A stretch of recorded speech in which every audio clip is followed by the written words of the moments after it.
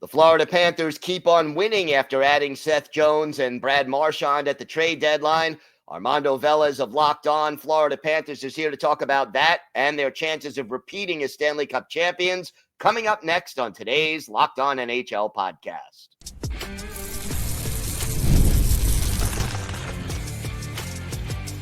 You're Locked On NHL, your daily podcast on the National Hockey League. Part of the Locked On Podcast Network, your team every day. Gil Martin here, and welcome everybody to the Monday edition of the Locked On NHL podcast, part of the Locked On Podcast Network, your team every day. I want to thank everyone who makes Locked On NHL your first listen every day. Don't forget to subscribe on YouTube or wherever you get your podcasts so you get new episodes as soon as they drop. It is my pleasure to welcome back to the show the host of Locked On Florida Panthers. The defending Stanley Cup champion, Florida Panthers, Armando Velez. And Armando, most experts seem to have graded the Panthers trade deadline acquisitions as one of the best, if not the best in the league. Seth Jones, Brad Marchand, the big additions. Talk to me about these two acquisitions. Yeah, and the Panthers being up there along with the Dallas Stars is some of the best trade deadlines this season for the Panthers, and acquiring Seth Jones. I mean, it was a position of need for the Florida Panthers as a right-handed shot for him after losing Brandon Montour in free agency to the Seattle Kraken. I mean, the Panthers just couldn't fit Brandon Montour into their immediate future at the time of free agency. But with accruing cap space, even before Matthew Tkachuk got hurt, and then with the LTIR space for him, it created that opportunity to not only keep Seth Jones for this year, but for a few more seasons until 2030. And that has always been the strategy for Bill Zito: identify who your core is and lock them up, which multiple Panthers are on the books until then. Alexander Barkov, Matthew Tkachuk, Gustav Forsling, Anton Lundell, Seth Jones is all are together, at least under contract until then. So that's really what the Panthers are really looking for. Then to add to that, with acquisitions of when they put Spencer Knight out, Vitek Vanacek into the mix, who's an expiring deal, who they gave up basically nothing. It was a fourth liner in Patrick Giles, and then the icing on the cake, Brad Marchand, for a conditional second round pick that can become a first round pick all the way in 2028 if he does play 50% of the Panthers playoff games. And this was something that came out of nowhere, just like the Vegas Golden Knights last year with Tomas Hertl, and thinking that there's a possibility that him, Matthew Tkachuk, and Sam Bennett could be on the same line. I cannot wait for mid-April.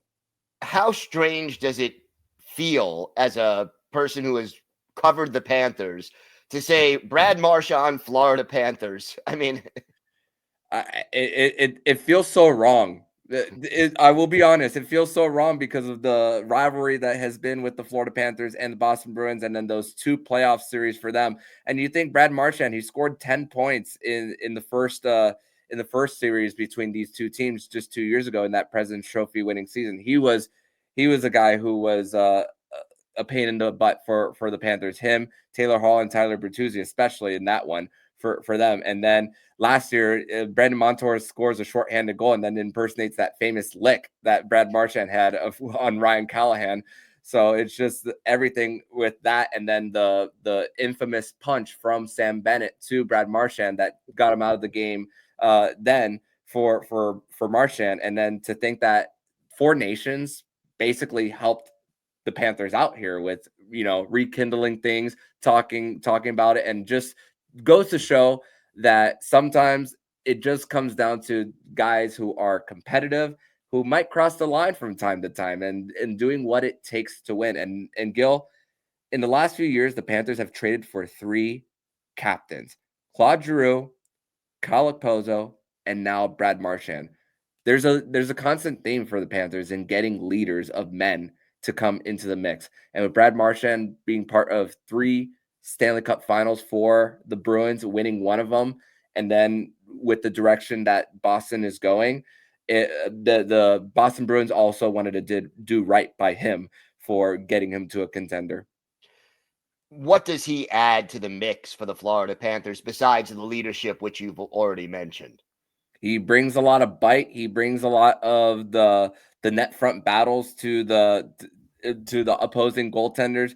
They say that he's a rat, and I mean he has been, obviously he's been suspended multiple times in his career for a lot of things that were in between the whistles. But even if he even outside of that, for Brad Marchand, he's a guy who's just going to fight for his teammates, and the Panthers already had that even before Brad Marchand was into the mix. And then adding that, it's just a team that's going to be once again tough to play with. If you're not facing Alexander Barkov, Carter Verhaeghe, and Sam Reinhart, well, you got to play against Brad Marchand, Matthew Tkachuk.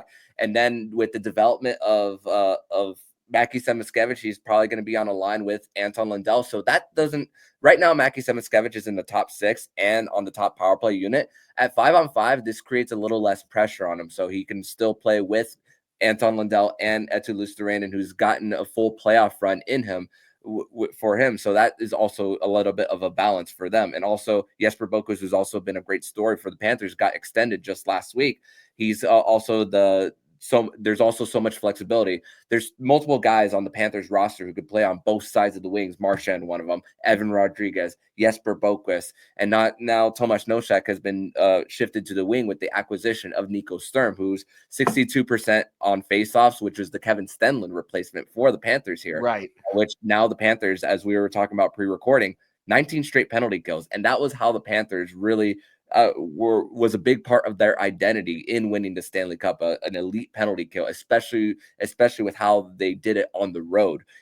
I mean, right now the Panthers are in good position to win the division, which is really important this year of all years.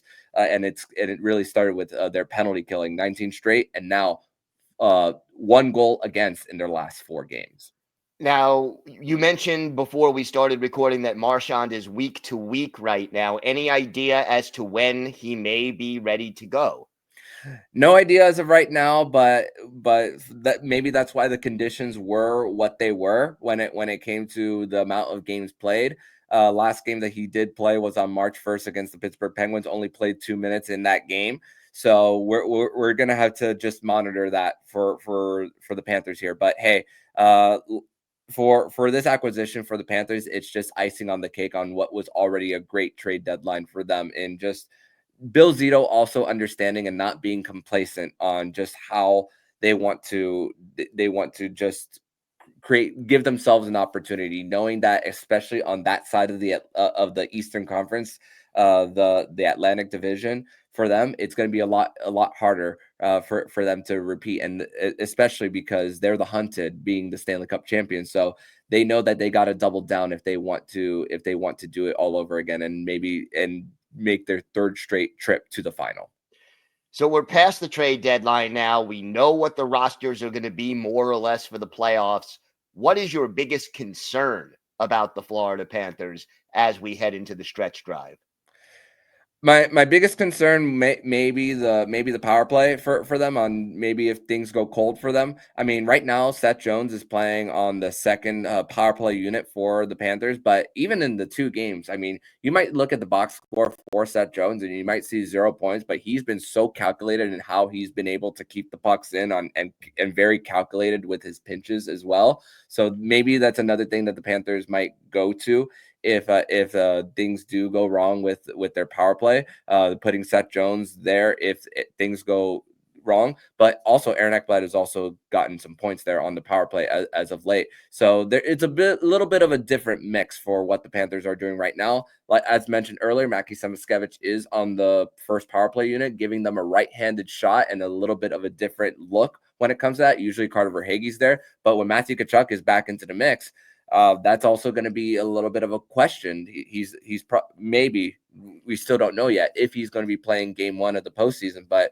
that's a little bit of a net front presence that the Florida Panthers are missing. Thankfully, they're winning without him right now, but he gives them a better chance at disrupting goaltenders up front than what Sam Bennett does for the Florida Panthers right now. And if Matthew Tkachuk's in the mix back on power play 1, then it creates a great situation for Sam Bennett going along with Brad Marchand on that 2nd unit for the Panthers.